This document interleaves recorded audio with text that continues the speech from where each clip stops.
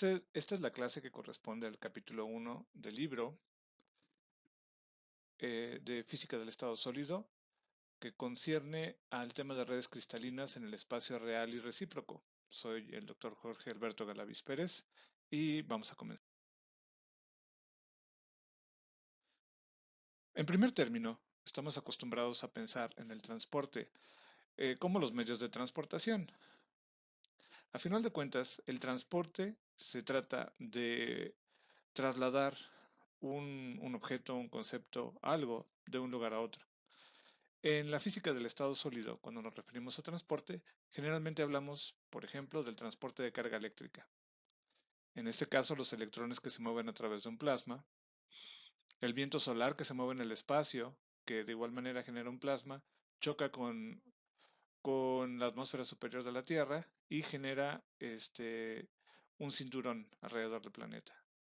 De la misma manera, cuando hablamos del transporte de electrones en un circuito eléctrico, donde podemos ver que aquellos donde la estructura cristalina o la estructura reticular del material se encuentra a temperaturas bajas o temperaturas altas, lo cual promueve el movimiento de las cargas eléctricas. Asimismo, el estudio de las propiedades de transporte de carga o energía en los materiales nos ayuda a generar dispositivos como un sistema o sistemas para el enmascaramiento térmico. Más recientemente, se están utilizando los propulsores iónicos del efecto Hall, como se puede ver en la imagen, y muy recientemente las computadoras cuánticas, los ordenadores que utilizan el emparejamiento cuántico para poder llevar a cabo operaciones de supercómputo a gran velocidad. Pero ¿en qué terreno estamos parados? Cuando hablamos del universo, que es todo lo que nosotros podemos percibir, generalmente hablamos de las leyes de la física. Estas leyes de la física se rigen eh, por la observación y por el análisis matemático de los fenómenos físicos naturales que ocurren. Por ello surgen las diferentes ramas de la física, la mecánica, por ejemplo, la termodinámica, la acústica, la óptica, la electricidad y el magnetismo, la cosmología, la física relativista, física nuclear, la física de materiales y la mecánica cuántica. La física de la materia condensada, que es una de las partes de la física que estudia los materiales tal cual los conocemos, se encarga de analizar las fases de los materiales. Es decir, los efectos que tiene la presión y la temperatura sobre las propiedades físico-químicas de los materiales. Por otro lado, tenemos a los sólidos cristalinos, que en esta parte se encarga de estudiar las características electrónicas y los fenómenos electrónicos que ocurren en las redes cristalinas. Por otro lado, la materia condensada se encarga del estudio de la materia blanda, donde hablamos de sólidos amorfos, la materia granular, los cristales líquidos y los polímeros. Por último y más recientemente está la nanotecnología, donde se estudian áreas particulares como la nanomecánica, la microscopía RMN, el transporte de calor y el transporte del spin. Nosotros en este curso nos centramos mayoritariamente y específicamente en este capítulo en el área de los sólidos cristalinos.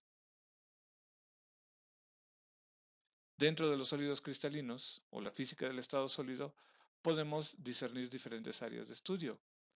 Por ejemplo, las propiedades de los semiconductores, donde está la electrónica del estado sólido, los metales, que se caracterizan por una densidad electrónica, o las energías de Fermi, la red cristalina, donde se analizan las vibraciones de red y el calor específico. Para las propiedades eléctricas de los materiales, tenemos en lados extremos la superconductividad, la teoría de bandas para sólidos, donde podemos analizar materiales semiconductores y el medio dieléctrico. Y por último, las propiedades magnéticas de los materiales, donde podemos reconocer el ferromagnetismo, el paramagnetismo y el diamagnetismo. Cuando hablamos de enlace y estructura cristalina, nos referimos a la manera en que la materia se ordena. Aquí tenemos, por ejemplo, un metal de bismuto que fue fundido y solidificado donde se forman patrones característicos de ese material. Por otro lado, por ejemplo, la cuprita tiene una estructura macroscópica visible. Ambos materiales, el bismuto y la cuprita, tienen propiedades físicas aparentes que nos hacen pensar en la idea de un orden, como si todo estuviera formado por pequeños bloques. El ordenamiento cristalino en los materiales es no solamente característico de las propiedades aparentes o macroscópicas, sino que también demuestra un ordenamiento a nivel molecular e interatómico. Podemos ver del lado izquierdo, por ejemplo, cómo los átomos de un material están relacionados por esta imagen de microscopía de fuerza atómica, donde existen zonas, estas zonas de un color más brillante y otras más opaco, demuestran la presencia de electrones o la densidad electrónica entre los mismos. Podemos ver entre las zonas más claras, que claramente representan los núcleos atómicos, existe una interrelación electrónica clara debido a la presencia de un continuum de electrones. Cuando lo vemos desde el punto de vista de la estructura de los materiales en función de la tabla periódica, podemos ver, por ejemplo, en la tabla periódica que tenemos aquí, cómo los elementos químicos, cuando se interrelacionan únicamente entre ellos con átomos del mismo tipo, forman estructuras cristalinas de una consistencia de una estructura muy particular. En estas dos imágenes que son muy llamativas, tenemos del lado izquierdo una imagen de microscopía de tunelaje donde podemos ver las redes que se forman entre los átomos. Todas estas son redes interatómicas que representan directamente la presencia de electrones. Estos electrones que permiten la conductividad eléctrica, lo cual da lugar al efecto túnel que permite ver esta imagen, es característica de esta red cristalina o de esta red intrínseca del material. Y del lado derecho podemos observar los átomos que forman una superficie, la superficie de un material.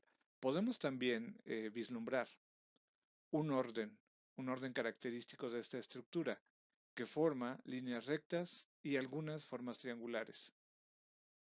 Es decir, que hay una representación característica de la organización microscópica que es observable desde el punto de vista macroscópico.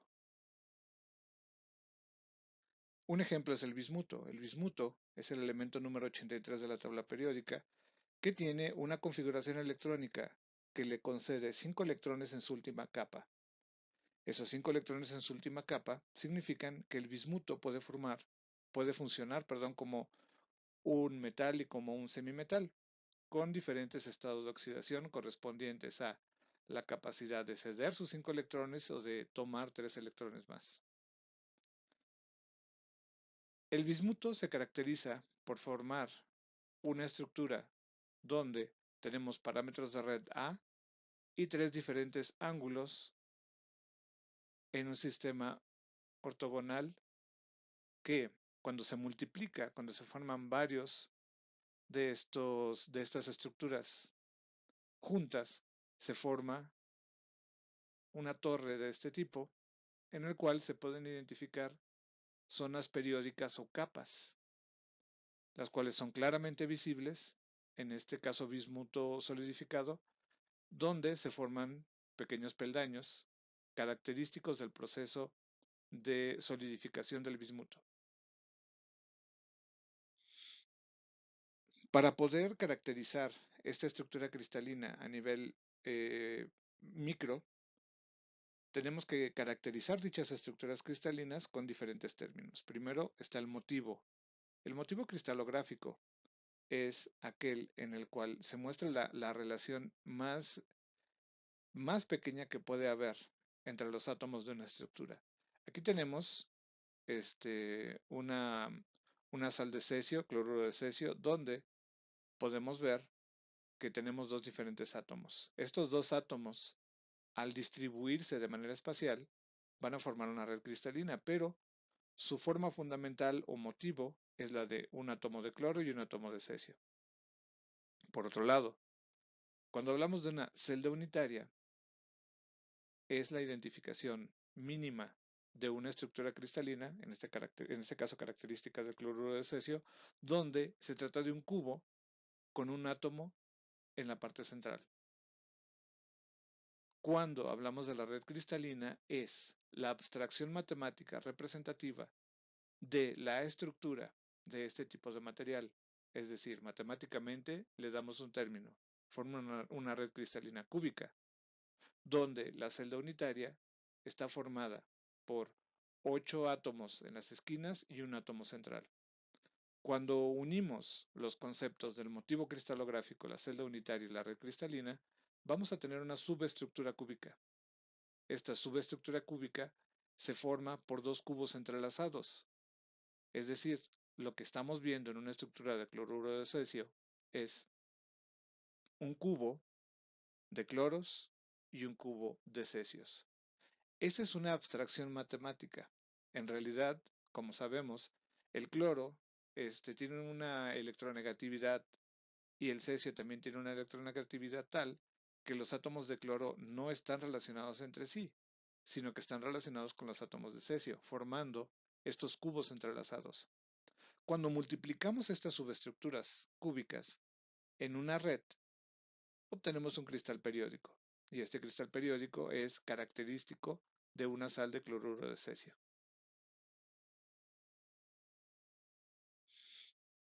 Una vez que identificamos que la materia se organiza debido a las leyes físicas en estructuras conocidas, podemos entender las redes de Bravais.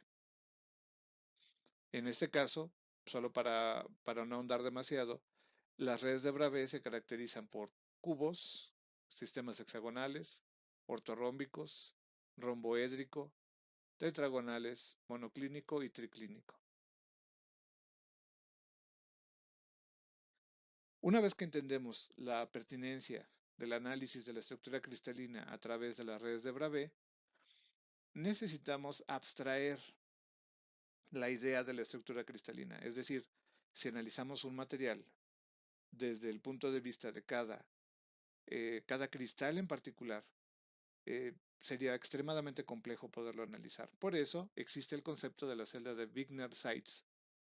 En este caso, podemos analizar una estructura cristalina a través de una herramienta matemática. Esta herramienta matemática es la descomposición de Voronoi, que da lugar o da como resultado una región en el espacio que está más cerca de un determinado punto de la red que de cualquier otro.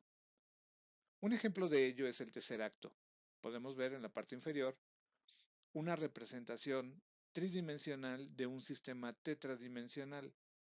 Si queremos analizar un sistema de 4 dimensiones, no lo podemos hacer. No lo podemos conceptualizar porque nuestros sentidos únicamente nos permiten una percepción somera en 3 dimensiones. Para poder hacer eso, lo que hacemos es una abstracción matemática que conocemos como tercer acto. Digo, por si no se acuerdan de él, aquí está. Para hacer la celda de Wigner-Seitz, es necesario localizar a partir de un átomo la distancia más corta hacia los átomos más cercanos y en la parte media de esta distancia tratar una línea perpendicular.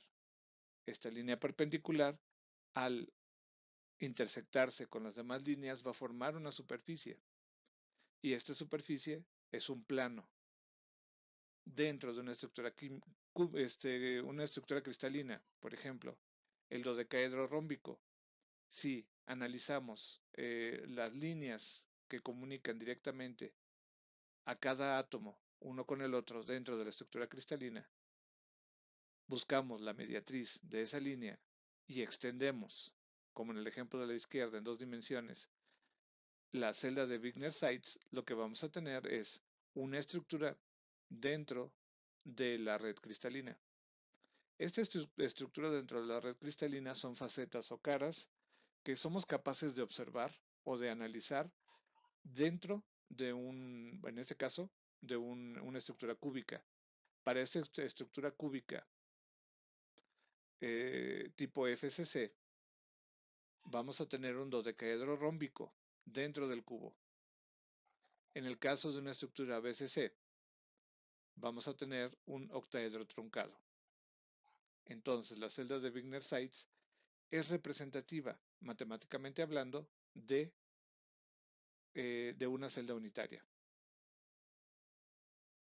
Este es un ejemplo de cómo se puede utilizar la celda de Wigner-Seitz. El uso de la celda de Wigner-Seitz es bastante patente cuando queremos llevar a cabo operaciones de simetría cristalina dentro de una red. Si nosotros queremos hacer una traslación o una deformación de la red cristalina, la celda de Wigner-Seitz es representativa de la estructura cristalina básica y matemáticamente hablando nos permite seguir analizando la misma estructura básica desde diferentes puntos de vista. En pocas palabras, es una representación macro de los eventos de simetría que existen en cada una de las celdas.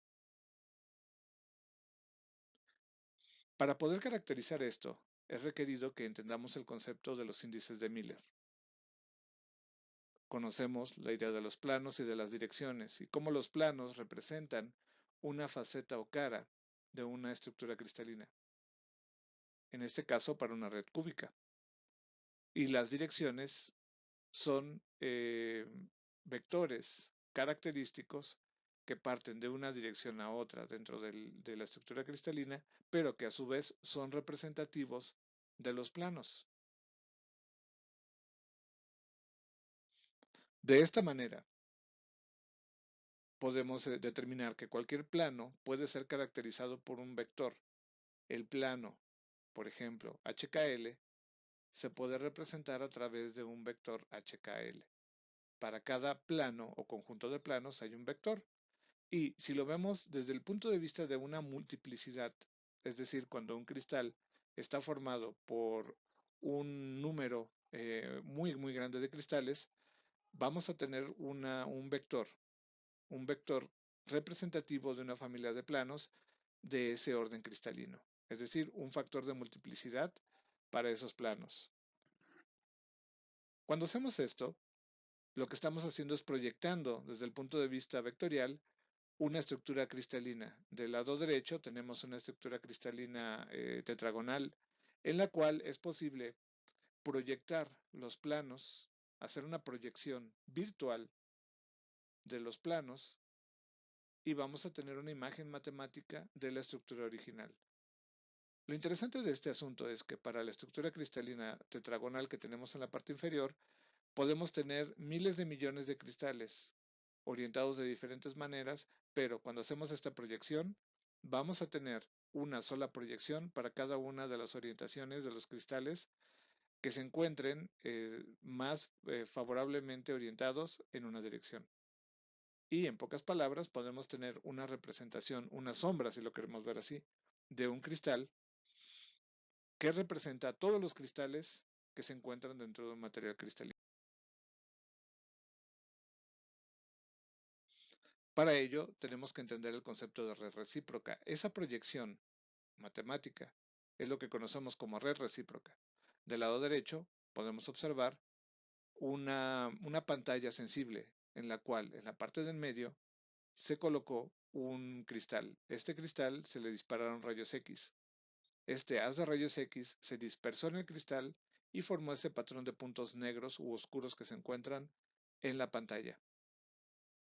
Lo que estamos viendo es una representación física de algo, de un objeto, y esta representación física se convierte en una abstracción matemática. Lo voy a mostrar con el siguiente video. Una estructura cristalina tiene un patrón de formación, el cual al recibir el haz de rayos X va a proyectar una sombra. Cuando esa estructura cristalina forma una red regular y se le proyecta una red de rayos X, lo que vamos a tener es un patrón de puntos. Si se incrementa la distancia interplanar o las distancias interatómicas en los átomos dentro de una red cristalina, vamos a tener una disminución en la proyección. Y si hacemos lo contrario, vamos a tener un aumento en la distancia aparente de los puntos dentro de la proyección. Si agregamos o si cambiamos la estructura atómica agregando átomos de otro tipo, vamos a tener una dispersión de diferente manera en la proyección. Esta es una técnica de cristalografía muy utilizada para conocer la organización de los átomos en la materia. En el caso extremo, cuando las partículas no tienen un orden particular, lo que vamos a tener es una proyección en forma de cono sin un punto determinado. Sencillamente es un haz difuso.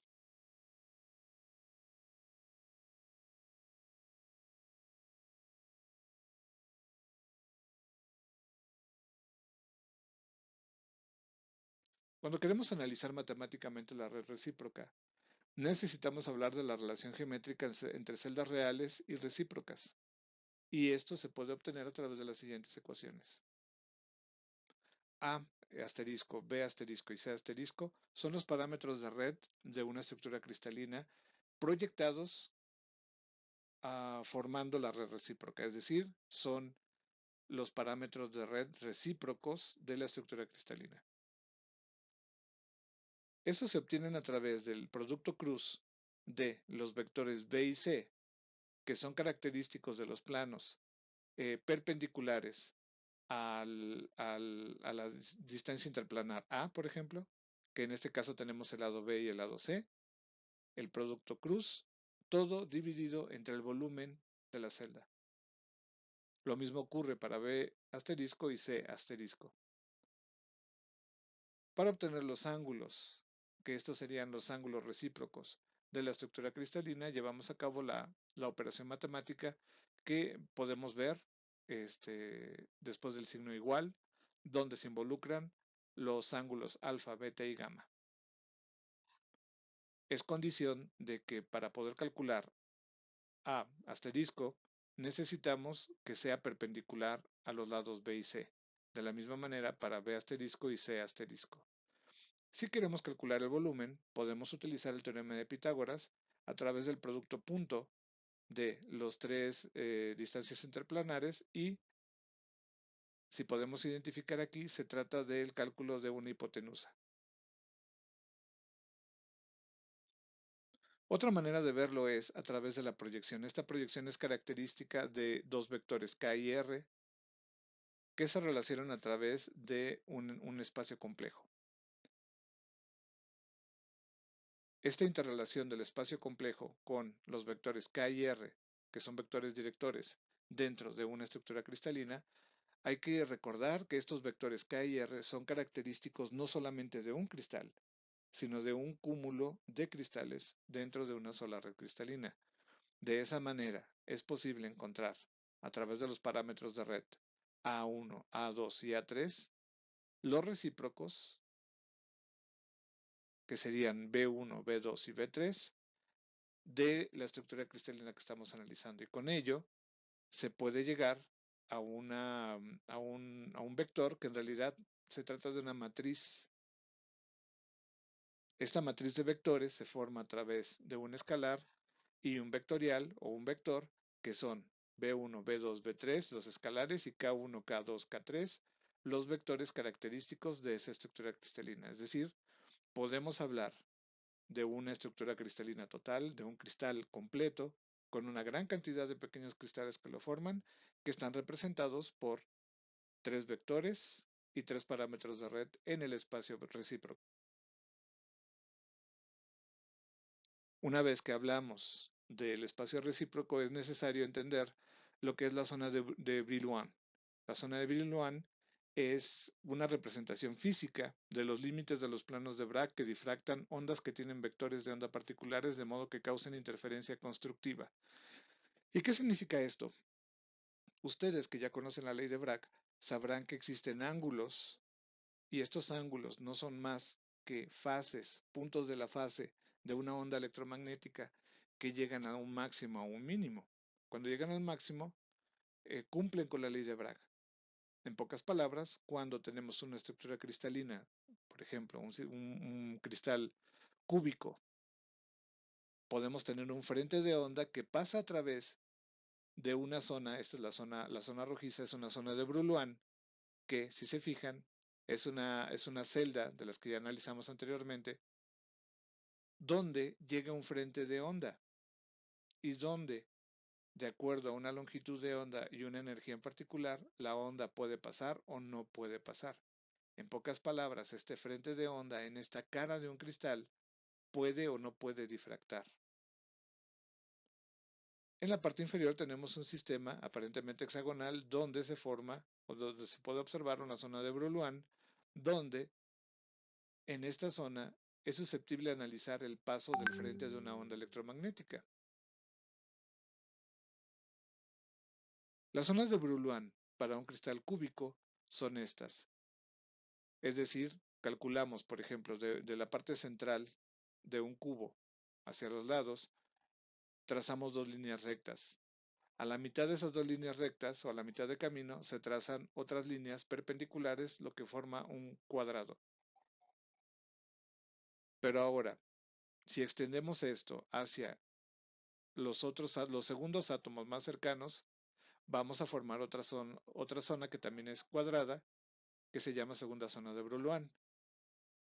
Si a su vez esto lo hacemos entre los átomos dentro de una red un poco mayor, vamos a obtener una tercera y hasta una cuarta zona de Broulan.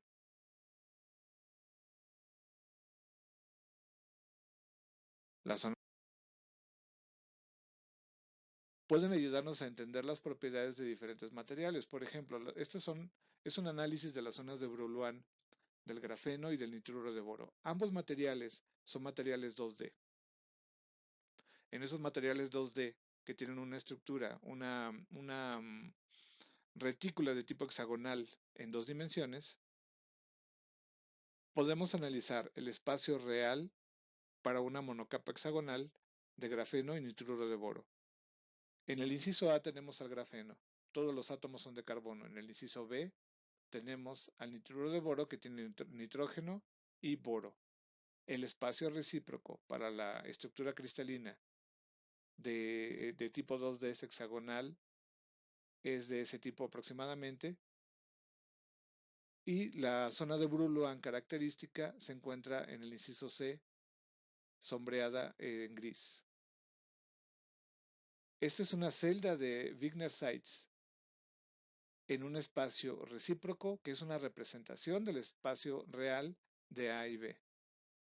Ahora, esto quiere decir que existe la posibilidad del paso de ondas electromagnéticas y si recordamos el principio de dualidad, los electrones también tienen una longitud de onda característica, donde los electrones son capaces de pasar por una zona de Broulan dependiendo de la fase y de la interferencia constructiva que se pueda generar por dicho haz de electrones.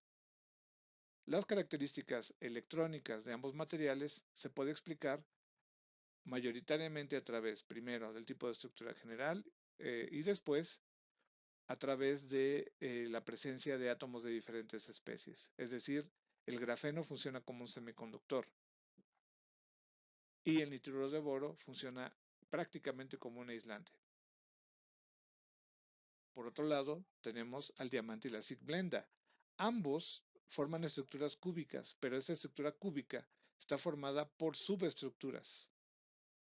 Estas subestructuras son similares o iguales para el diamante y la zinc blenda, con la diferencia es que tienen el diamante un mismo tipo de átomo y la zinc blenda diferentes tipos de átomos. Lo importante de este asunto es que las zonas de Broulan que se forman dentro de una estructura cúbica forman un octaedro truncado, que se puede ver en la parte superior derecha y que también ayuda a entender algunas de las propiedades de estos materiales. El diamante es un aislante, en cambio la zinc blenda tiene algunas propiedades semiconductoras. Las conclusiones de esta pequeña introducción es que el estudio de la estructura cristalina es fundamental en la física del estado sólido y contempla múltiples conocimientos. En pocas palabras, necesitan recapitular desde sus conocimientos de la física fundamental hasta la física cuántica. Por otro lado, la organización de la materia a todos los niveles determina las propiedades de transporte. Ya les adelanté un poco que se trata del transporte de cargas eléctricas a través de una red cristalina. Y por último, El análisis de la materia requiere de herramientas matemáticas que convierten la información discreta de la red cristalina en un continuo matemático. Estamos hablando de la red recíproca. Y esto nos permite relacionar propiedades físicas concretas con la estructura cristalina. Las actividades que tienen como asignación son dibujar la celda de Wigner-Seitz para una red cristalina regular rectangular 2D y para una red hexagonal 2D, considerando los planos que se pueden ver, cuál plano tiene la mayor densidad de átomos y cuál tiene la menor densidad superficial. También, considerando una estructura cúbica simple, tridimensional, con una constante de red a cero, dibujar los planos 100, 130 y 230. Después, dibujar las siguientes direcciones y responder cuál es el espaciamiento entre la familia de planos 1, 1, 1 en ese cristal cúbico. Por último, una pregunta muy interesante. ¿Qué son las líneas de Kikuchi? Y en este caso, muestre ejemplos. Esta es la bibliografía en la que nos estamos basando para este curso. Es todo. Muchísimas gracias, les agradezco.